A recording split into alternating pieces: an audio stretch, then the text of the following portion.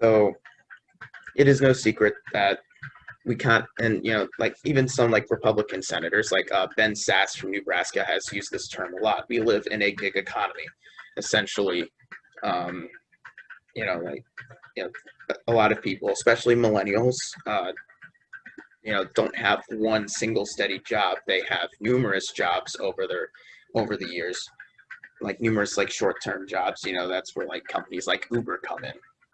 Like even a lot of like teachers like drive like Uber part-time over the weekends to make ends meet. And you know, like that is what we describe as a gig economy. And there's a company called Civvl, which is trying to take it it's a gig economy company. Uh, it's trying to take advantage of the eviction crisis that is going to take place once Trump's moratorium on all evictions expires, and that will be at the end of December. I think, yeah, December 31st. So at the start of 2021, unless something else is done, that's Yeah, unless the really, yeah, economy has to start recover by then, which is highly unlikely because even the Fed chair said we're going to recover within 2021, not like in 2020. yeah. And if Trump gets voted out, I doubt like he's going to try to try to pass another moratorium during the lame duck session. But yeah, there's this gig economy company called Civvl, which is trying to essentially be Uber except for evicting people. And I have an article by Vice that talks all about it, and I can read it out loud. All right, so the headline is gig economy company launches Uber, but for evicting people. A company called Civvl says evicting people is the fastest growing money making gig due to COVID-19. Uh, so since COVID-19, many Americans fell behind in all aspects, reads the website copy. The button below this statement is not meant for GoFundMe or petition for calling for rent relief. Instead, it is following the call to action from a company called Civvl, be hired as eviction crew. During a time of great economic and general hardship, Civvl claims to be essentially Uber but for evicting people, seizing on a pandemic-driven nosedive in employment and huge uptick in number of people who can't pay their rent. Civvl aims to make it easy for landlords to hire process servers and eviction agents as gig workers. Helena Duncan, a Chicago-based paralegal who also participates in housing activism, saw a Craigslist post from Civvl while searching for jobs. The ad alarmed her.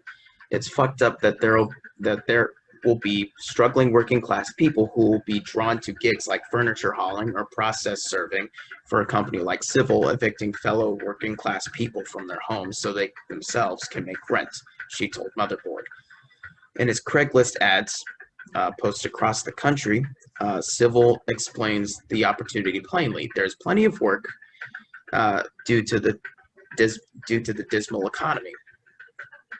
Unemployment is at a record high, and many cannot or simply are not paying rent and mortgages. The ad state. We are being contracted by frustrated property owners and banks to secure foreclosed residential properties. Civvl claims to marry the gig economy with the devastation of a pandemic, complete with signature gig startup language like be your own boss and flexible hours, and looking for self-motivated individuals with positive attitudes. Fastest growing money-making gig due to COVID-19, its website says. Literally thousands of process servers are needed in the coming months due to courts being backed up in judgments that needs to be served to defendants. And I'm going to try to link the rest of the article below, but I don't know. Like a lot of people, when I first heard about this, I thought like this has to be made up. This is way too ridiculous. I mean, Yeah, like it's very like even most companies wouldn't go to this route because they know it's unethical. yeah, and as that woman described, it's essentially turning people of the working class against each other with this because you have people who are being evicted, and and the people who are doing the evicted are being helped. Doing the evicting are being helped by people who are trying to make money so they can pay rent. And I yeah, mean, yeah, it's but really sad how this is the, seen as okay by some people. yeah, the ethical issue, but that's I think it's more so the symptom of like how our country has not helped give Exactly. relief for workers that lead to like things like eviction. Whereas we helped other people, we helped small businesses, industry, but we haven't really provided that like worker relief for people who Yeah. are and especially now since the like $600 unemployment has like kept like 12 million people out of poverty. Now it's when we do the like 2020 like estimate, it's going to be much higher, much higher. Yeah. And there's so many things we could have done to avoid this crisis in the first place. Like we could have had a temporary UBI like other countries had. Uh, you know, countries like Germany like temporarily nationalized all wages. So instead of being fired, they were sent. People were essentially furloughed, and so they would be helped by the government in order to not go under. And then you have countries like Japan that never really had a full economic shutdown like we did, but they had a universal mask mandate, and they kept their death count to below 1,000 people for such a long time. And like it's only really been just like 1,000 people. Yeah, Uh, the truth is they started early and we started late. So that's a lot of the difference why a lot of countries have been able to get out of the pandemic versus us, we're still in. yeah, and I saw an interesting thing. It was Jeremy Corbyn, who is the leader of the Labour Party in Britain, um, has still been criticizing Boris Johnson for how he's handled the pandemic, even though Britain has handled it better than most countries. So it's Yeah, like I guess they have higher standards over there. I mean, yeah, so due to a lot of pressure, 'cause Boris Johnson is sort of the Trump of the UK there, But but even he more, understood. Yeah, he's not as bad as Trump. Not nearly. I mean, he's a fucking doofus. I don't know. I'd say like he's the equivalent to Joe Biden ideologically, to be honest, or less. no, the conservative party is more so different from like in terms of personality, but he's more sensible. Yeah. And, but yeah, like we could have avoided this crisis altogether. We could have followed the model of so many other different countries, but all we really did was the CARES Act, which had some good things in it.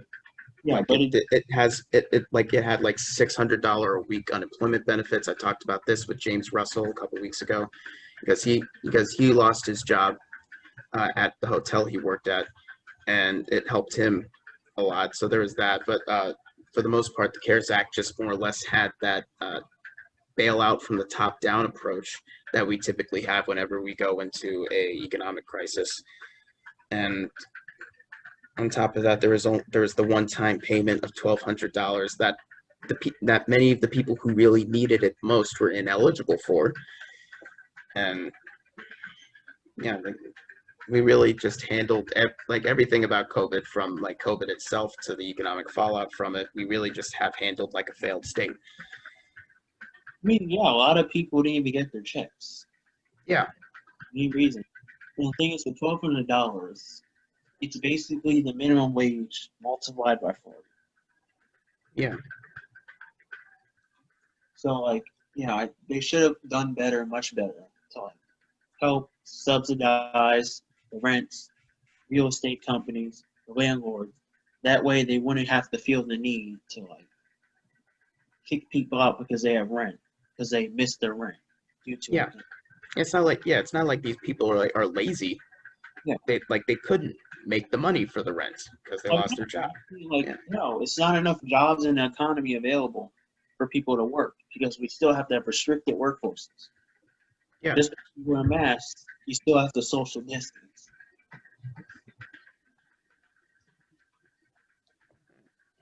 I mean, yeah, That's but like, You know, like I had a little like kind of like a little like conversation with my friend about it because he thought it was necessarily people not wanting to work that was causing it, whereas it's actually literally the opposite, where companies can't hire as much people as they used to pre-COVID.